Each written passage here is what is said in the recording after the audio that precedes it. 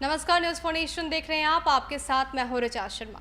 बिहार में महागठबंधन की ओर से तेजस्वी यादव ही सीएम पद के उम्मीदवार होंगे। ऐसा इसलिए क्योंकि कुछ दिनों से रालोसपा के मुखिया उपेंद्र कुशवाहा लगातार ये बातें कह रहे थे कि कोऑर्डिनेशन कमेटी की गठन होनी चाहिए। अगर बात की जाए महागठबंधन के अन्य घटक दल जितन राम मांझी की, तो उसके साथ उपेंद्र कुशवाहा कहीं ना कहीं नजर आ रहे थे, लेकिन अब उपेंद्र कुशवाहा नरम पड़ गए हैं। उन्होंने कहा है कि मीटिंग में जिस पर भी फैसला लिया जाएगा वो उन्हें सहमति दे देंगे। यानी कि उपेंद्र कुशवाहा का साफ तौर पे यही संकेत था कि तेजस्वी यादव ही महागठबंधन की तरफ से सीएम पद के उम्मीदवार होंगे। हालांकि और भी घटक दल की बात की जाए, वीआईपी की तरफ से, कांग्रेस की तरफ से पहले ही ये कहा गया है कि जो भी नेता होगा वो आरजेडी का ही होगा। तो अब ये बातें सामने आने लगी है कि तेजस्वी यादव ही सीएम पद के उम्मीदवार होंगे। अंतिम मुहर सबकी मिलकर लगनी है, लेकिन जो फैसला होगा वो सबसे बड़ी पार्टी यानी कि आरजेडी की ही होगी। महागठबंधन में नेतृत्व का विवाद जल्द ही सलट जाएगा। उम्मीद है कि बैठक की औपचारिकता के जरिए तेजस्वी यादव को मुख्यमंत्री चेहरा बनाकर उनके नेतृत्व में चुनाव लड़ने पर सहमति बन जाएगी।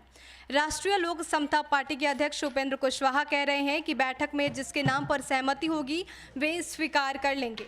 तेजस्वी के नाम पर जितन राम मांझी अभी तक सहमत नहीं है, लेकिन उन्हें कोई नोटिस तक नहीं कर रहा। वीआईपी के अध्यक्ष मुकेश सहनी अब तेजस्वी यादव को महागठबंधन का नेता बता रहे हैं, तो कांग्रेस का भी कहना है कि नेता राष्ट्रीय जनता दल का ही होना चाहिए। महागठबंधन में नेतृत्व के मुद्दे पर उपेंद्र कुशवाहा अब तक चुप थे। वे कहते हैं कि महागठबंधन की बैठक में वे अपनी राय रखेंगे। अगर उनकी राय खारिज हो गई तो उस हालात में सहयोगी दलों के फैसले को स्वीकार कर लेंगे।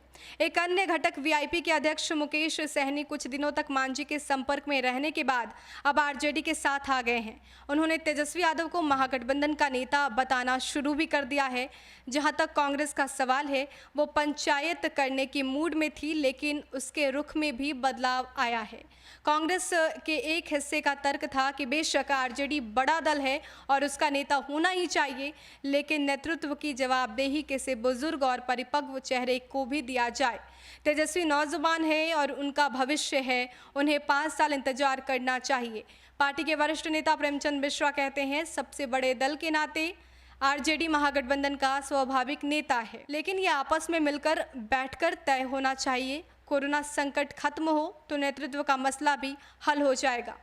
आपको बता दें कि महागठबंधन के दलों में नेतृत्व के सवाल पर लंबे समय से तकरार जारी है। पूर्व मुख्यमंत्री जितन राम मांझी इसी सवाल पर बिदके हुए हैं। उन्होंने कांग्रेस के शीर्ष नेतृत्व के सामने भी अपनी बात रखी, लेकिन कोई फायदा नहीं हुआ। उन्होंने अल्टीमेटम के तौर पर कई तारीखें तय की। महागठबंधन के किसी दल ने नोटिस नहीं किया, लिहाजा अब वे खुद किनारे हो गए हैं।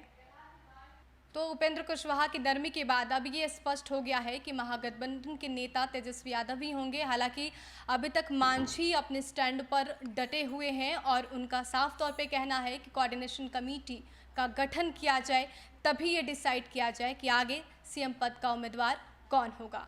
देश और दुनिया के तमाम अपडेट्स के लिए हमारे साथ बने रहिए और देखते रहिए न्यूज़ फाउंडेशन। नमस्कार।